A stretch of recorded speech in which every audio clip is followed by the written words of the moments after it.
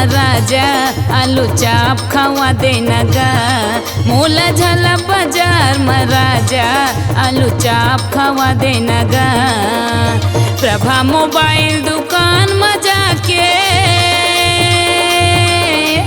Prabha mobile दुकान में जाके ईद बेलन डला देना गा। राजा बेलन डला देना गा। तोला झला बाजार महारानी आलू चाप खवा दी हो। तोला झला बाजार महारानी आलू चाप खवा दी हो।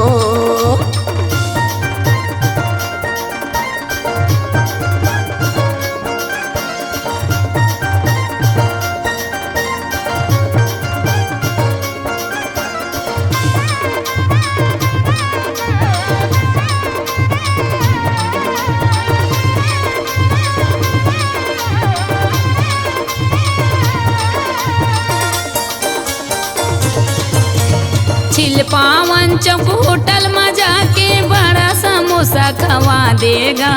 बस इसे टेन देवांगन होटल में गुपचुप डोसा खवा देगा।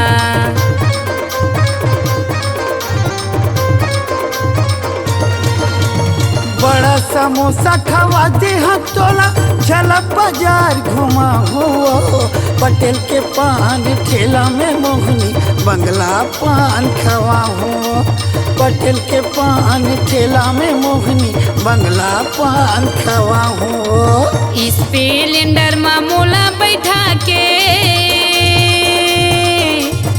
स्प्लेंडर में मोला बैठा के ये पटेवा घुमा देना गा।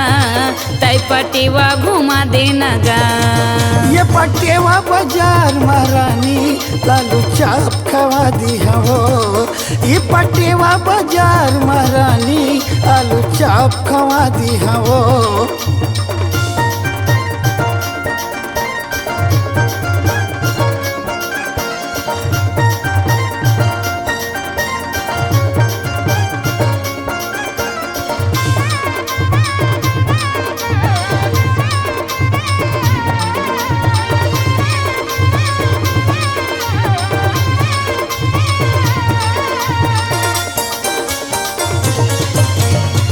सब कपड़ा दुकान पटेवा मल देना लुगरा लालीगा।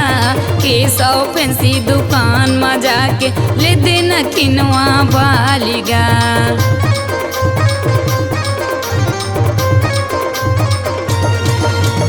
लुगरा खिनवा पाले लती हम लदी खोपा बगजरा वो।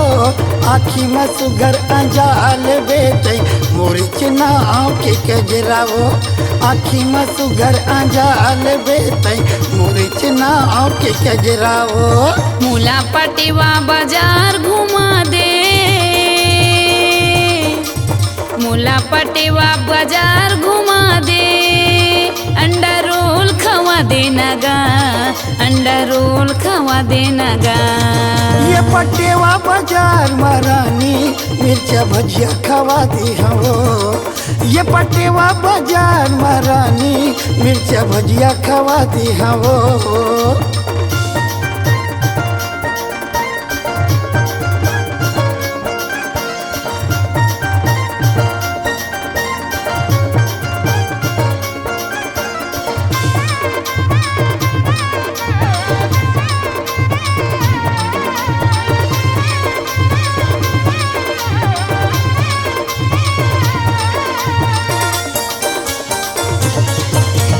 मुंगई पताई के मंदिर में जाके दर्शन मोला करा देगा। धुमसा के तीर माँ कुड़ाड़े बांधा डोंगा माँ मोला घुमा देगा।